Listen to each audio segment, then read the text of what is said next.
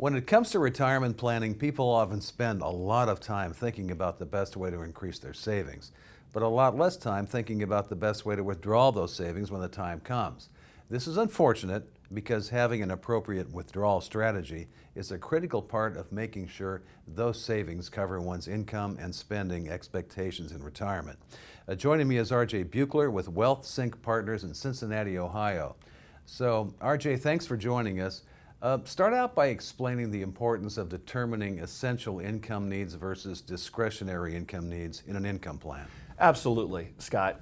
When we work with our clients, we express to them the significant importance of understanding you've got your basic needs, your bills, your mortgage if you have one, and then you've got your ancillary needs. And so we really hone in on trying to discuss with them the importance of being aware and knowledgeable about what their needs are, and then we reverse engineer how to create an income plan to hit those goals and objectives.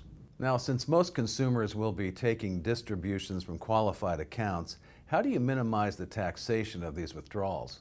Yeah, I mean, the qualified plan is a huge component of someone's financial plan, and so we have to be, number one, in the accumulation phase, just kind of particular about how much are we trying to accumulate in that bucket. So while we're saving, we can try to address that in our savings plans. Where are we allocating those dollars?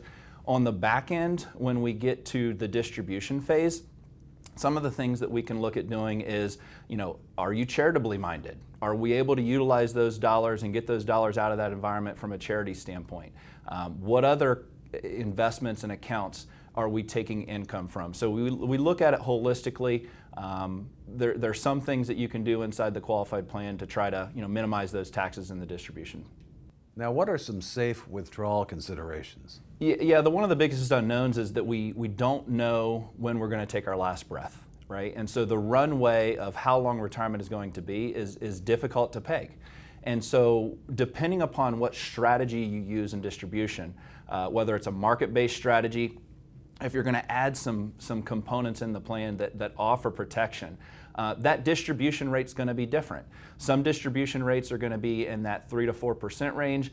Others might be a little bit higher. And so when we work with our clients, we, number one, try to meet with them and understand personally what are their emotions and how are they going to feel about different techniques. And then we try to allocate those things to meet those specific goals and objectives, to meet their emotional needs and what their desires are. And finally, most Americans will need to rely on Social Security benefits at some level. How do you integrate it into an income plan? Social Security is critical. It's a huge component of a distribution plan. It's one of the largest components of maybe what your basic lifestyle needs are, right? We talked earlier about the discretionary expenses versus the, maybe the static expenses, things that you have to have consistent every single month. And so when you think about Social Security, you look at husband and wife, should one take the distribution early? Should one take the distribution, maybe later?